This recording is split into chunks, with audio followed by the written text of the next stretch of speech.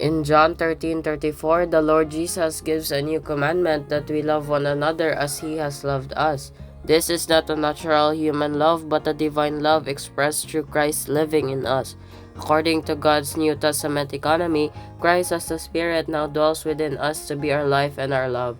When we remain in Him, His love flows through us to the saints. This mutual love is the practical expression of the body of Christ and builds up the church in oneness.